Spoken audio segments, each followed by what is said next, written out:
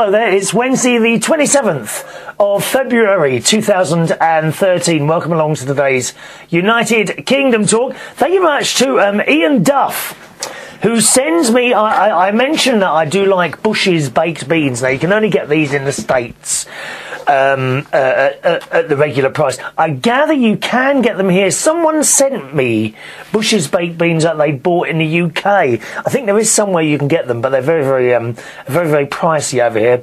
But rather than send me tins of baked beans, Ian Duff has made a collage of Bush baked beans, which I've printed off in black. We can't afford to print colour, dear. We cannot afford to print colour pictures. I've told you that before. So thank you very much for that, Ian.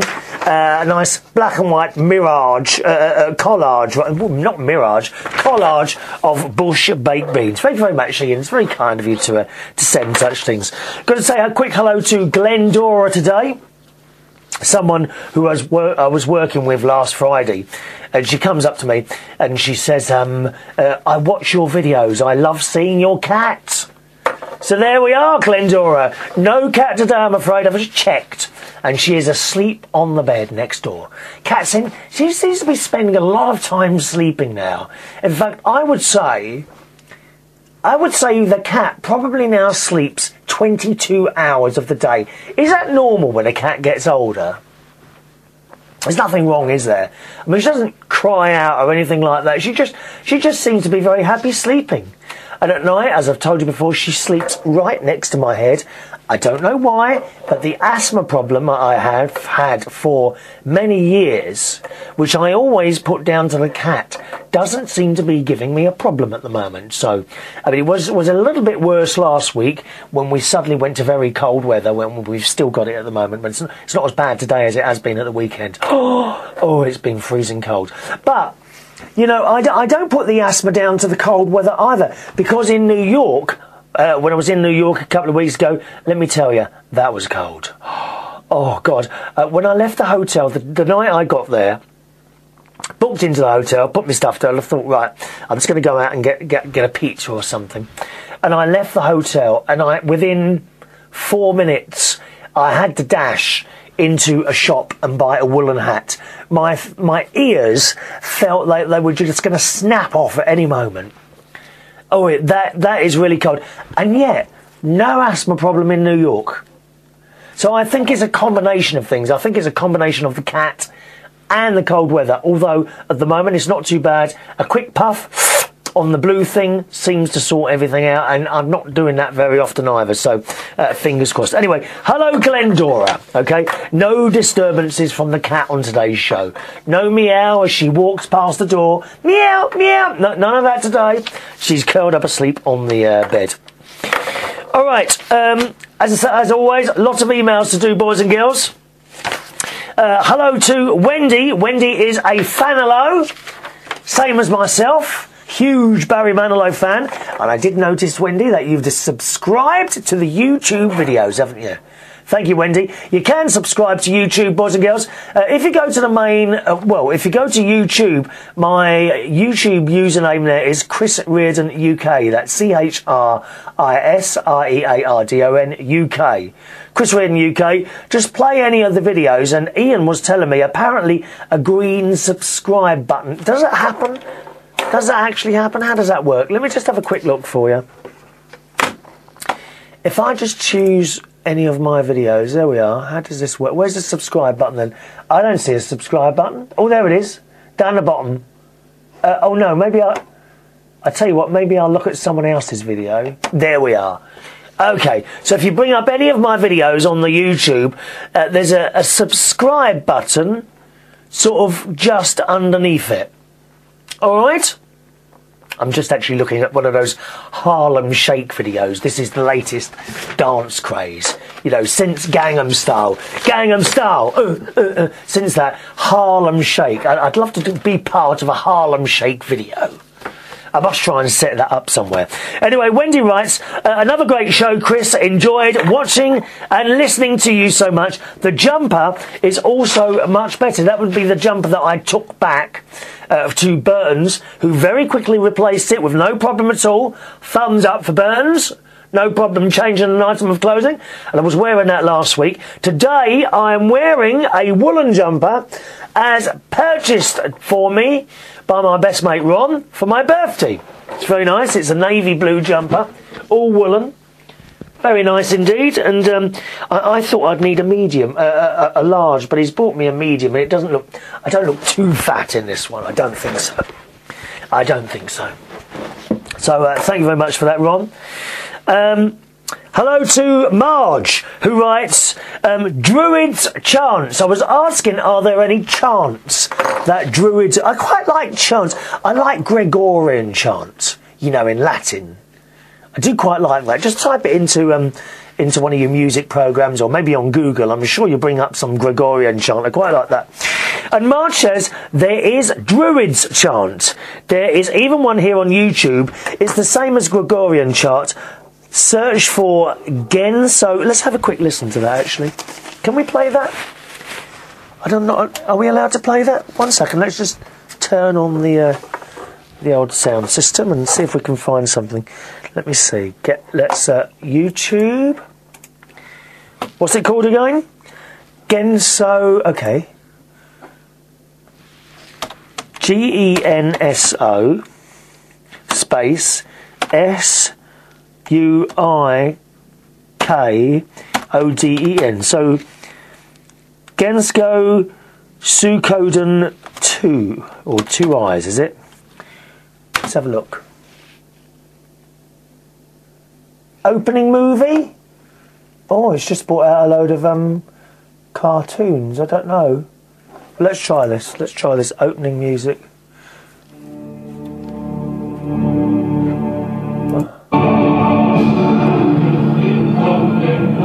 No, that don't sound right, does it? Oh, hang on, chant. I was supposed to type in chant as well. Chant. Okay, chant, right. Aha, Druid chant. There it is. Here it comes. Let's have a listen to this.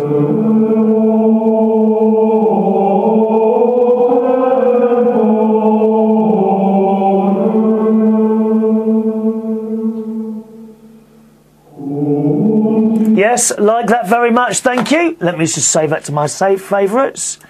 Add to favourites, and I shall listen to that on my own later on. Oh, thank you very much for that, Marge. I shall listen to that. I find that very relaxing, that sort of chanty stuff. Do you? Do you like relaxing music like that? You can join in at any point, boys and girls. My email address is chris@unitedkingdomtalk.co.uk. chris@unitedkingdomtalk.co.uk. Got Twitter as well. My Twitter username, if you want to follow us, is Chris Reardon UK, and Facebook as well. Facebook's the same, facebook.com/Chris Reardon UK. Hello to Matthew in Croydon. Oh, that's a rough old place that is. Oh, Croydon he lives. How brave are you? A gay man living in Croydon. That is scary. That is very scary. And the women there, oh, a lot of them are very scary. Not all of them, but they have this hairdo where they pull back their hair and clip it up at the back. The women there look fierce, frightening. I would not want a row. I would not go to Croydon. I'm sorry, unless there was a job involved. I cannot bring myself to go into the very scary place. Dangerous, dear, dangerous. Matthew writes... Hi, do you go out at night, Matthew? Or do you try and move around during the daytime in Croydon? Eh? Matthew writes, hi Chris, you were talking about going away next time in the UK. A very nice place to go is the New Forest in Hampshire. Very peaceful, with lots of lovely little bed and breakfasts, guest houses with lots of things to do, like mountain biking, horse riding, walking, and just a short drive to Bournemouth. It's a really nice spot. Out of those, I think I'd quite like to do the walking. I do like walking. Mountain biking, do you know, I've actually got, as well as my normal bike, I bought a mountain bike about 3 or 4 years ago now, and I don't know, I just haven't taken to it. Do you know what I mean? I've taken it. It's certainly on the road. If you drive it on like pavement or road surfaces, because the tyres are like knobbly, you don't get a smooth ride. You know, as you're going along like that. Although once you get over the forest, of course, you know, it's better for gripping when you're going up hills and that. But it's an awful lot of effort. I don't know, I just didn't get into that whole mountain biking thing. But certainly walking I like to do. And I've been to Bournemouth. I was supposed to be doing a job there, or was it last year or the year before? Anyway, after I got down to the hotel, I realised they didn't have what I needed to be able to do the job, so I had to give it to someone else. But yeah, nice Bournemouth. Where did I go there? We went to... no, I was on my own. I went to the Harry Ramsden's fish and chip place. I had a veggie... But was I eating fish at the time? I think I was eating fish at the time. I had a fish and chips there. I don't eat fish anymore because it's a little life, isn't it? I don't like to eat animals. Don't like to eat animals, and that includes fish.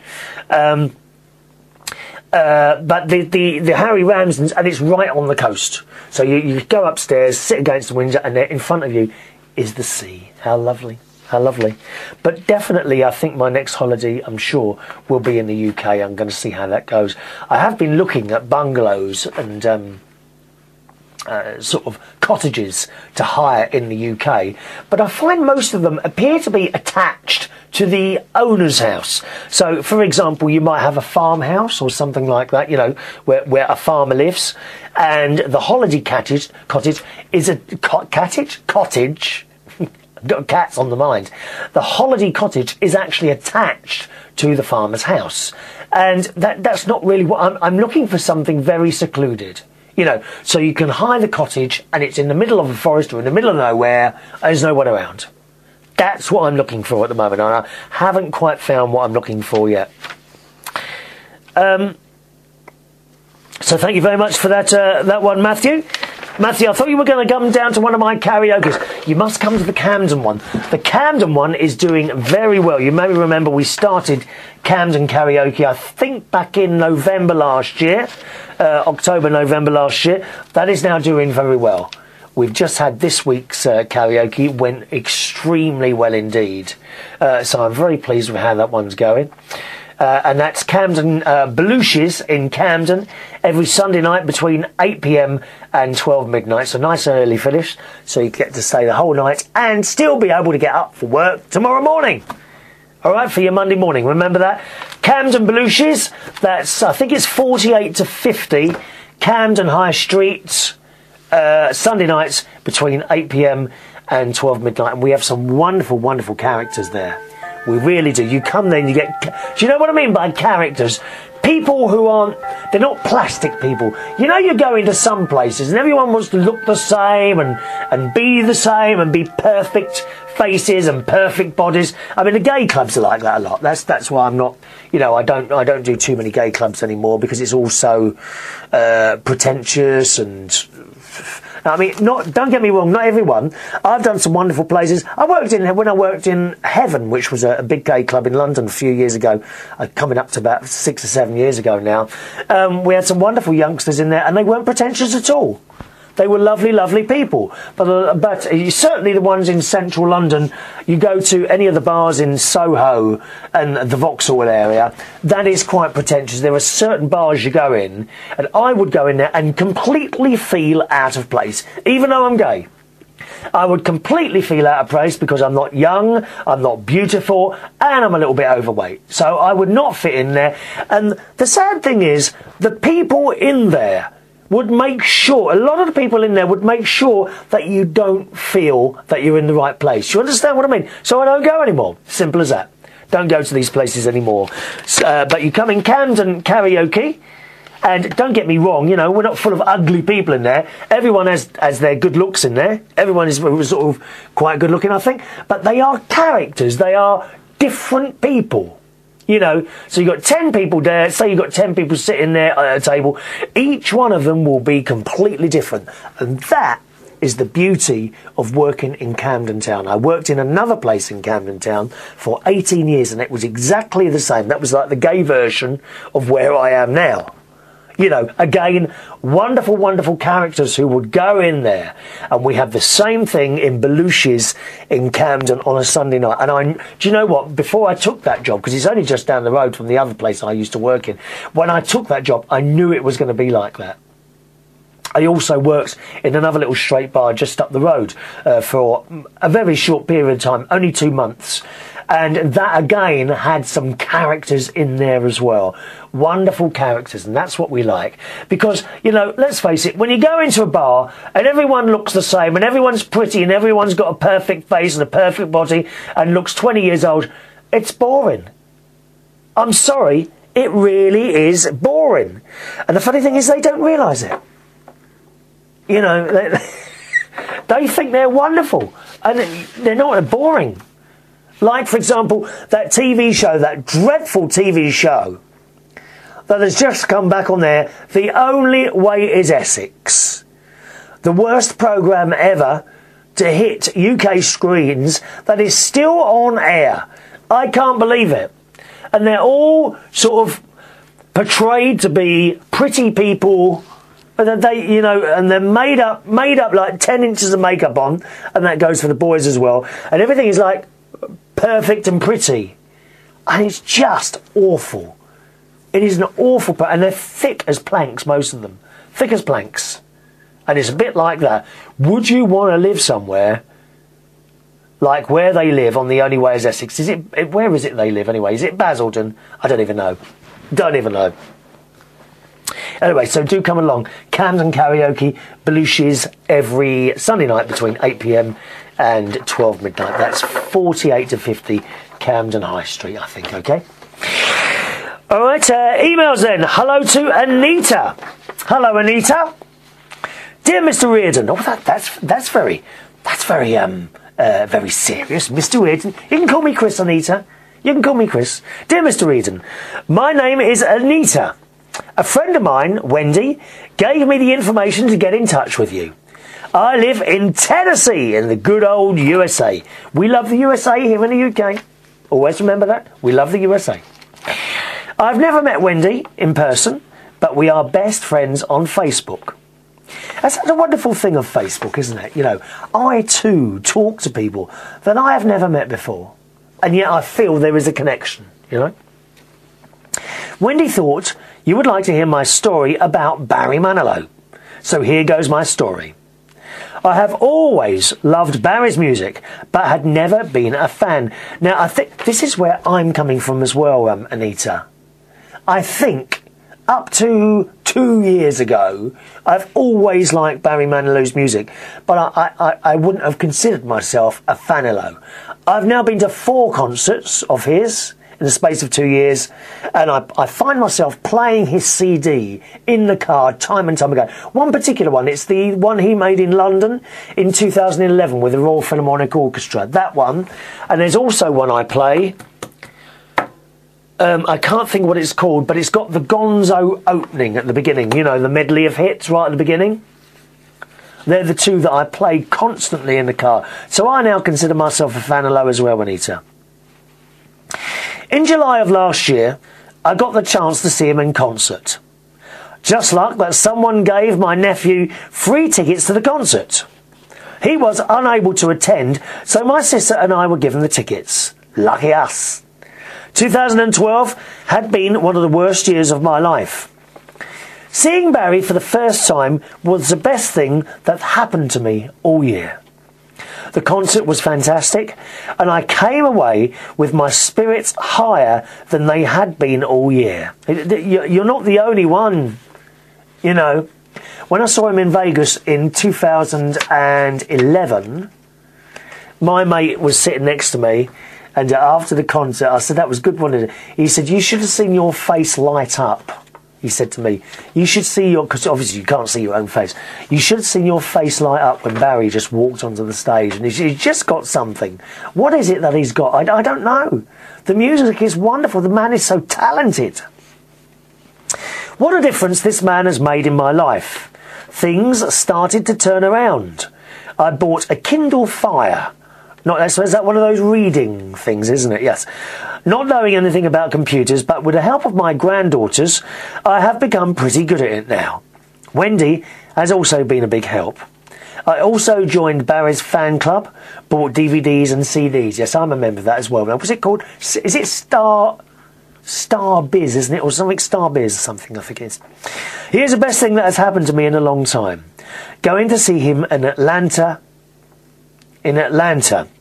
with a platinum package to meet him. Wow. Platinum package. Just want to say thank you for helping me through some very rough times. She's saying this to Barry, obviously, not me.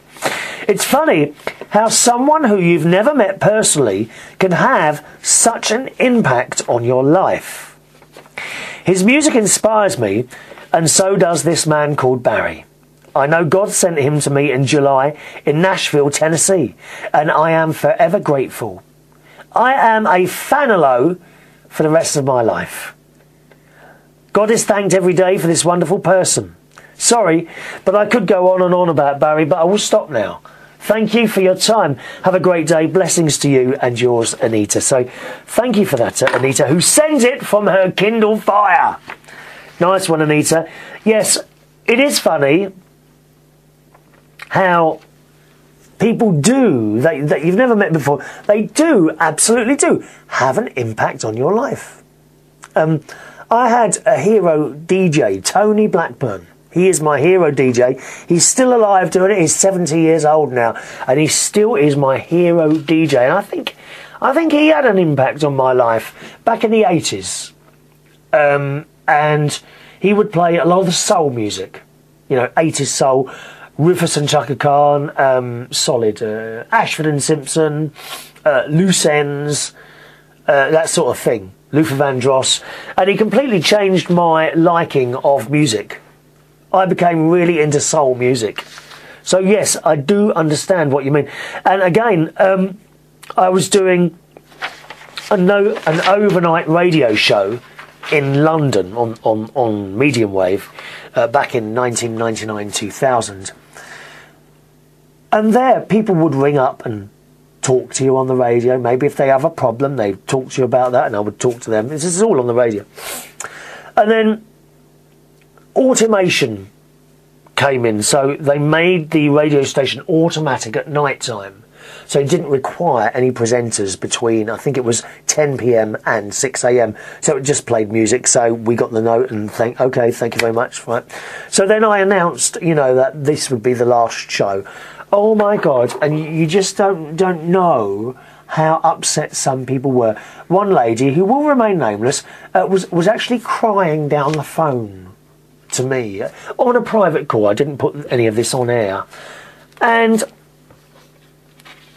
you just don't realise, I think sometimes, how involved in people's lives you become as a radio presenter until something like that happens.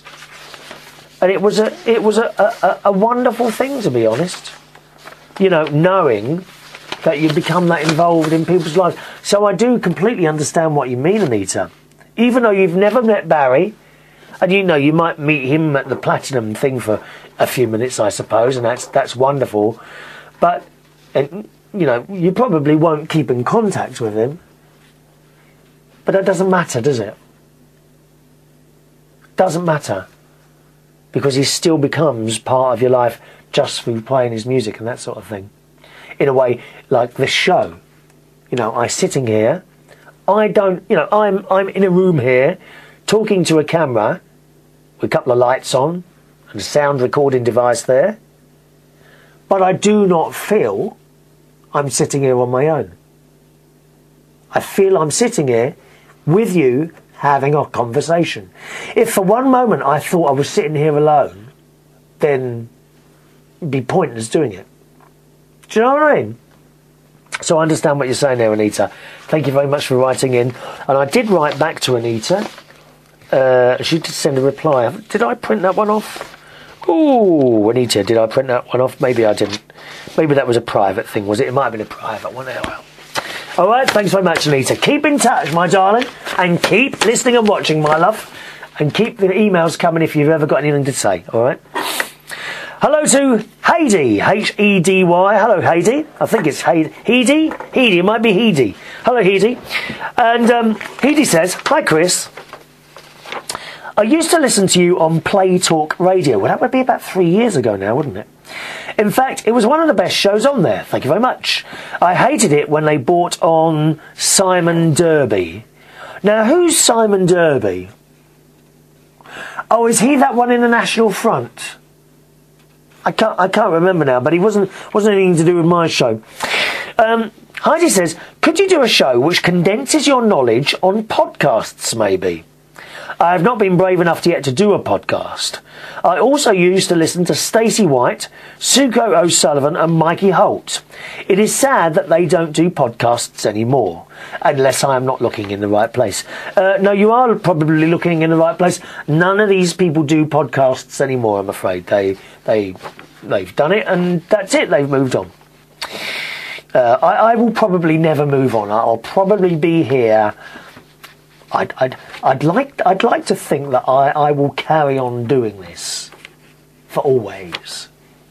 You know, at the moment there's 2 shows a week, about 45 minutes a show, isn't there? You know, that's all I can fit into my week. Maybe, and you know, the jobs I do, the karaoke, DJing and quiz night jobs, I do not look forward to retirement. Even though I'm 50, I think I'm set up to retire. I was set up to retire at 50, but then the government changed the rules, and I think it's now 55 when my private pension thing starts. I'm not quite sure how it all works, which actually is a completely utter waste of time, to be honest. My private pension is a bit of a joke. It's going to pay me out about £2,000 a year. But that's why I invested in property. That's going to be my pension there. But I like to think, you know, if my work was to ever slow down, and maybe, you know, maybe I unfortunately, I'm in a job where once you start acting and looking old, you'll be out. I'm fully aware of that, and I knew that. I knew that when I came into it when in my 20s. I thought it would all be over and done with at 30, then 35, then 40. Then I thought, well, how much longer can you go on for? I'm not in any jobs that I look forward to retirement in. But if I was forced to retire for whatever reason, maybe medical or, you know, the face just doesn't fit anymore, then I'd like to think I would be able to sit here and do some more shows. Perhaps similar to this, or maybe a music show or something like that. I would always have something to do, Wendy. Heidi. Hey, is it Heidi? Heidi. Is there any chance you might replay the Play Talk podcasts or upload them? I only have one, which I found on Podbean. I'm afraid not. No, I don't have those anymore, Heidi. I'm afraid I don't have those anymore, darling. I have a friend, Ross Pat Zelt, who may well have them still. Or 1 or 2 of them. If he's got them, I'll ask him to send them over to me, and we'll see if we can do that, okay? So I will ask. Let me ask Ross. Okay, so I've just put a little note on there, and I'll keep hold of that email, and I will ask Ross when I finish the show. Love the show from New York. Would love to go there, but the boyfriend is scared of flying. Oh, well, go on your own, girl. Go on your own. Don't worry about him. And it's Edwina, isn't it? So I beg your pardon, Edwina. I'm getting confused because I'm reading out your email address, and then you've got your real name at the bottom, so it's Edwina. I beg your pardon, Edwina. Thank you, Edwina. Whereabouts are you, my darling? Do let us know what town you're in. Not the exact. We don't need the exact address. Just tell us the town you're in, because it's always nice to know where people are. And I'll have a word with Ross and RE Play podcast, and we'll see if we can find something there for you. Okay. Hello to Dallas. Hello, Dallas. No, not the TV show. Da, da, da, da, da, da. Dallas is a lovely little girl who made me that little pretty box, which I showed you on one of the other programmes as a little Christmas present, and it had little messages written in there and everything's wonderful. Hello, Chris. Long time since I'm fritten, hasn't it? Yes, it is a long time, Dallas.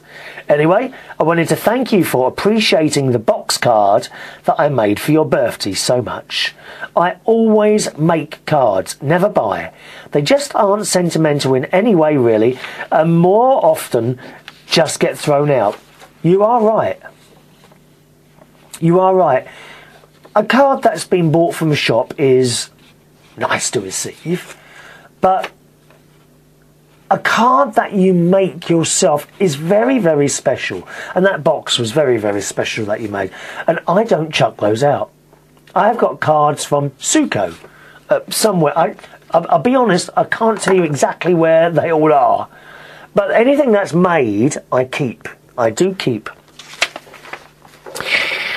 However, I just wanted to clear something up. Mum had no part in it. Oh, Jennifer, you didn't do anything, did you? It was all Dallas's doing. All she did was suggest that I do a box card, write in such an unmatching colour orange and mail it. The paper used to make it is called card stock, and the black writing on the lid and in the middle of the box is actually glitter glue and is practically all glitter and no glue. Oh yes, I've seen this stuff, yeah. The flag, which must admit is the best flag I've ever made, and is not even my own, took longer to make than the box because I'm such a perfectionist and had to make it to scale of your flag in the studio. And you kept moving your head so it would cover the part of the flag I was working on. So it was a constant pause and play to find a good shot of the flag. Oh, well, you should have said, I'll move aside. There we are. Those of you that just listen, just to let you know, there is behind me, I have like a light curtain, which is like little white lights that are sparkling away. There is a mirror ball which goes around. That's behind me. There it is. And there is also a Union Jack flag behind me, United Kingdom talk.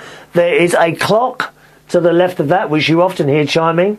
And then directly behind my head, or just sort of in between my head and the flag, is a Barry Manilow calendar. And the picture at the moment, he's there in a red, beautiful red jacket with a big smile on his face and a microphone down there. And, oh, it says January there. Hang on a minute, that's the wrong one, isn't it? Should be February. I've got. Oh, it's moved. That's why. There we are. Put that back up. There we are. We've got the February picture up now. Barry in his white top, singing, kind of leaning back. Barry Manilow calendar, and of course, in the next show, we'll be changing the calendar again because by then it will be March. Dallas, do you like Barry Manilow? What sort of music are you into? How old are you now? Are you a teenager yet? I'm not quite sure how old you are. But what sort of music do you like, Dallas? Who are your favourite pop stars? And would you consider a Barry Manilow LP or CD? Would you? The writing is also in glitter glue. I was afraid you might not be able to read it because the letters kept moving together, but I'm glad you realised it was indeed your logo. I could see it straight away what you tried to do, darling. It's beautiful. The birds are miniature origami cranes. I thought you'd enjoy them, and they are maybe 1/50th, but it could easily be smaller, the size of a normal-sized origami crane. And I put 5 in there, so there's 1 for each of your decades, and 3 green and 2 blue, because you said you liked green better because it was your mum's favourite colour. Yes, green was indeed my mum's favourite colour. Interesting, Dallas. I don't know if you know this, but here in England, we call mom, mum. So you spell mum, M-O-M, yeah? We spell mum, M-U-M. So we say mum, you say mom, mum, mom. It's interesting. So I'm very glad you enjoyed it so much. I don't think anyone has openly acknowledged how great my cards are as much as you did. Self-esteem boost for me! Yes. Okay, just wanted to say that I'll possibly write soon. Bye, Chris, the card maker Dallas. I think what you did was wonderful, Dallas.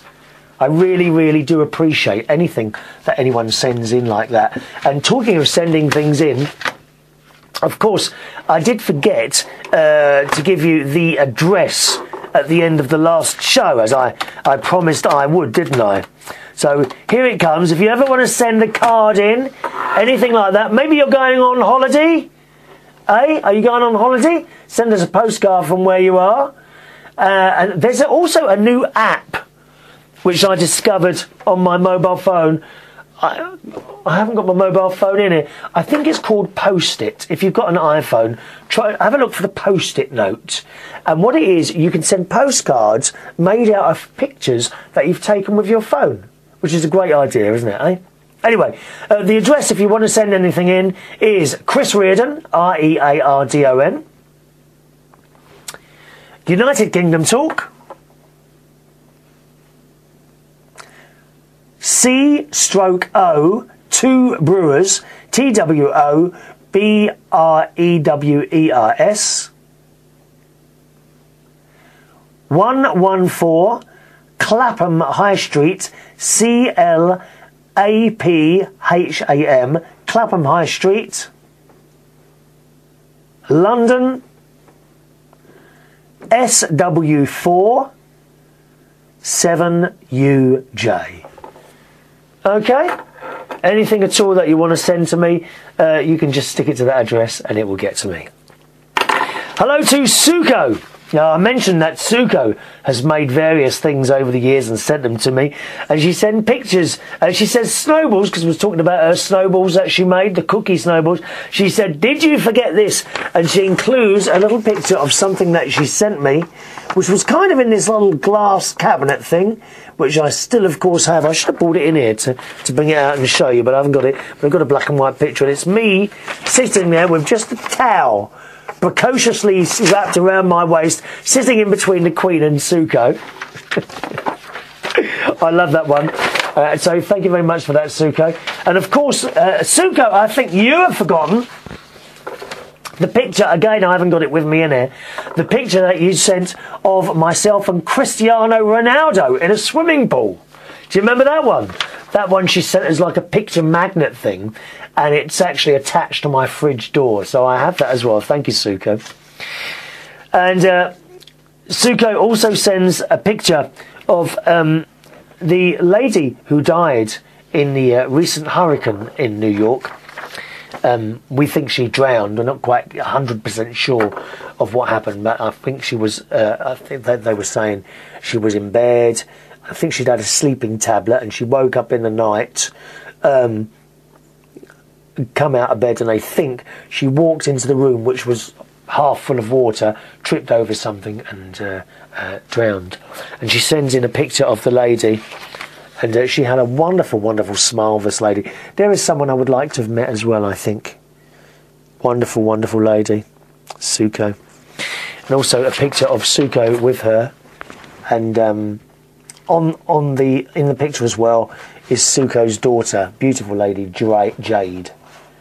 So you can see Suko there in the middle, the lady there, and Jade is Suko's daughter. We've got a few black and white pictures here. Thank you very much for those, Suko. Much appreciated. You sending me little bits and pieces in like that, my darling. Okay. All right. How are we doing? How are we doing on time? One more. One more. Yes. Okay. 1 second. Here we go. Yes, and it's from Robert in Iceland. On the subject of ice on aeroplane wings, which we've been talking about over the last couple of shows, Robert writes, Chris, ice on wings. Richard just about covered the basics. The heaters and or rubber boots on the leading edge of the wings are effective in dealing with or preventing the build-up of ice. Because I was saying, you know, when a plane is down, sometimes it's delayed, your take-up is delayed because they're de-icing the wings. And I was saying, well, how comes they have to de-ice them there? Surely when they're back up in the sky again, you know, ice will form. So how does that work? So here's Robert explaining this for us. For planes that have been on the ground in wintry conditions, then, a thick layer of ice can and does build up. And yes, the contour of the wings is affected, and hence its ability to generate lift. Also, the weight of the ice is significant too. However, for planes in flight at high altitudes, the air tends to be dry anyway. Planes are fitted with weather radars, and you are trained to be aware of icing conditions. I've said in the past that I am a Boeing person. Airbus is indeed a fine maker of planes. Airbus planes use a joystick and I am used to a control yoke. This is how you get the planes to take off. It's the various different controls in the cockpit, I think. What's a control yoke? Well, it's a traditional sort of W-shaped control. So is that something you'd hold like a steering wheel, I would guess? Airbus have joystick of the side of the pilot. Each system has its own advantages. I've said this before, flying is easy. Knowing about weather, navigation and air law is not. Pilots, if they understand anything at all, then it's weather and weather. And that's from Robert in Iceland. Thank you very much for that, Robert. And I think we'll wrap up there. I'll tell you what, we'll just do a quick one here from Vicky Gannon, who I haven't heard from for a while. It's nice to hear from you, Vicky. And Vicky writes, "Hi, Chris. I always enjoy your outdoor shows, and I'm glad to see that it was warm enough for you to do an outdoor show last week." Oh yes, but not now. It got cold again, I'm afraid. "But I have to admit that my eyes keep wandering to check out all the various stuff in the garden behind you. What was that large, clear plastic thing standing behind you? Is it a portable greenhouse?" Yes, it is. Very well spotted. It is indeed a little portable greenhouse. That will be coming into use in a few weeks' time. "It was more tall than wide. Does it ever fall over when the wind is blowing?" I think it would, but in the bottom of it, on the bottom shelf, I've put some paving, about 2 paving stones, very heavy paving stones, and it doesn't blow over now, no. Also, there was a long green tube hanging alongside your house. It seemed to be made of an opaque green plastic fabric. A while ago, you mentioned that you bought something for capturing rainwater from the roof. Is this the green tube part of that system? No, it's not. That is a parasol umbrella thing, okay? And that green thing is the cover. Okay, in the summer, I shall remove this for you so that you can see the parasol underneath. But once summer has passed, then you put this cover on to keep the mould and the damp and all that out, I suppose. It wasn't actually my idea, it was Ronnie's idea. He bought it for me. It wasn't very expensive, and you just put this green thing on and zip it up, and that's it. You leave it until the summer again. So that's what that is. "I think you must be the greenest person I know." That's from Vicky. I hope so, Vicky. I like to be green. I'm very much into saving the planet and all that business. I generally, and I've got 2 large water butts, which yesterday, for the first time, became empty. So I don't have any water at the moment, and I actually use that water to flush my toilets. I have been using that water.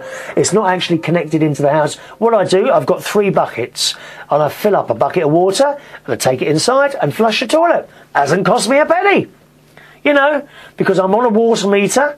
And you don't want to use water unless you have to, because obviously then you're paying for it. So why not use the water from the water butts? But I have 2 water butts, and as I say, they became both empty yesterday because we haven't had any rain recently. So I'm now thinking maybe I need another 1 or 2 water butts to compensate for long dry periods.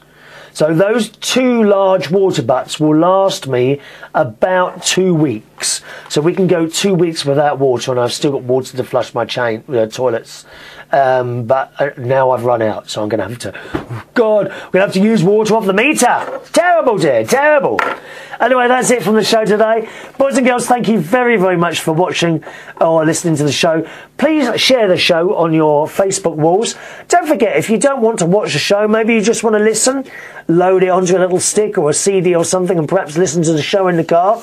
You can download the audio-only version either by going to www.unitedkingdomtalk.co.uk. There you'll see the show summary, underneath the video, and underneath that a little line there where you can download the show directly. Just right click and save as to your computer somewhere. Or of course you can also get the show on iTunes. If you've got iTunes, type into the search box United Kingdom Talk. You'll see it come up there free. You'll see the video version and the audio version. Take your pick, whichever one you want, and that's it. Okay. Also, don't forget you can join in as well with the show. Join us on Facebook, www.facebook.com/Chris Reardon UK. Twitter is also Chris Reardon UK. And by far the best way of getting in touch is by sending an email. My email address is chris@unitedkingdomtalk.co.uk. chris@unitedkingdomtalk.co.uk. I just remembered, actually, there was a tweet that came in from Fag Ashlil. There it is.